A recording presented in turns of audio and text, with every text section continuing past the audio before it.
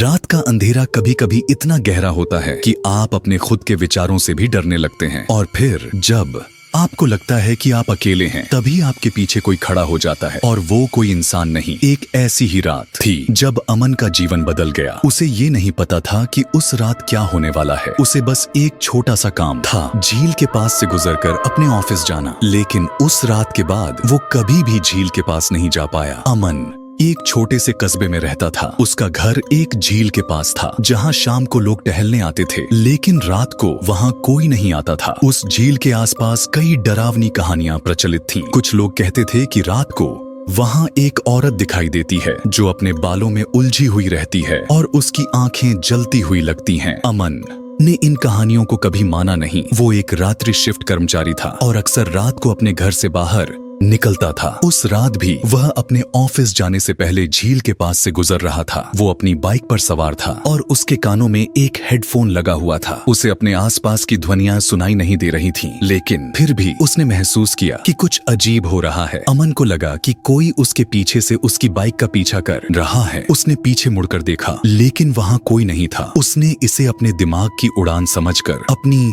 यात्रा जारी रख दी। लेकिन जैसे ही वो झील के पास पहुंचा, उसे एक ठंडी हवा लगी। उसने अपनी बाइक रोक दी और आसपास देखने लगा। उसके चारों ओर सन्नाटा था, लेकिन फिर भी उसे लग रहा था कि कोई उसे देख रहा है। अचानक उसने झील के पास एक औरत को खड़ा देखा। वो अपने बालों में उलझी हुई थी और उसकी आंखें जलती हुई लग रही थीं। अमन को लगा कि वो सपना देख रहा है। वो अपनी बाइक स्टार्ट करके जल्दी से वहां से भागना चाहता था, लेकिन उसकी बाइक चालू नहीं हो रही थी। उस औरत ने अमन की ओर देखा और फिर उसने मुस्कान बनाई। वो मुस्कान इतनी भयानक थी कि अमन का रग रग कांप उठा।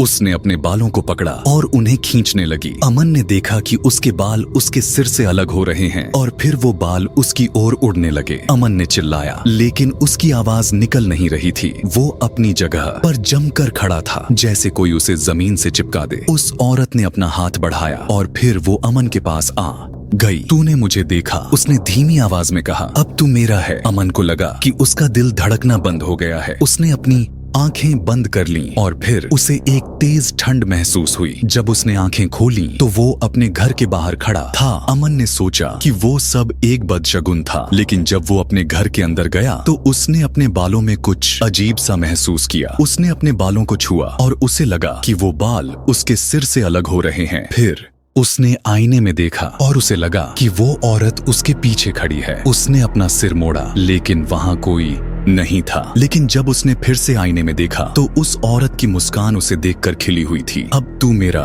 है, उसने फिर से कहा और फिर अमन को अपनी आवाज नहीं सुनाई दी। अगली रात अमन ने फिर से वही अनुभव किया। उसे लगा कि वो औरत उसके साथ रह रही है। उसने अपने घर के हर कोने में उसकी उपस्थिति महसूस की। उसने अपने दोस्तों से मदद मांगी, लेकिन वो उसे बेवकूफ समझने लगे। एक दिन उसने एक पुराने बूढ़े आदमी से बात की जो उस कस्बे का रहने वाला था। उसने अमन को बताया कि वो औरत एक चुड़ैल है जो कई साल पहले झील में डूबकर मर गई थी। उसका रुख बदशगुन था और वो अब भी लोगों को अपना शिकार बनाती है। बूढ़े आदमी ने अमन को एक उपाय बताया। उसने कहा कि अमन को झील के पास जाना होगा और वहाँ एक लाल रंग की कपड़ी जलानी होगी। इससे चुड़ैल का रुख बदल जाएगा। अमन ने उस बूढ़े आदमी की बात मानी और झील के पास गया। उसने एक लाल कपड़ी जलाई और फिर उसने उस औरत को देखा। वो उसकी ओर आ रही थी, लेकिन इस बार वो इतनी तेजी से आ रही थी कि अमन को लगा कि वो उसे मार डालेगी। अमन ने जोर से चिल्लाया, मुझे छोड़ दो, लेकिन उस औरत ने उसे सुना नहीं। वो अमन के पास आकर उसे अपने बालों से जकड़ने लगी। अमन को लगा कि वो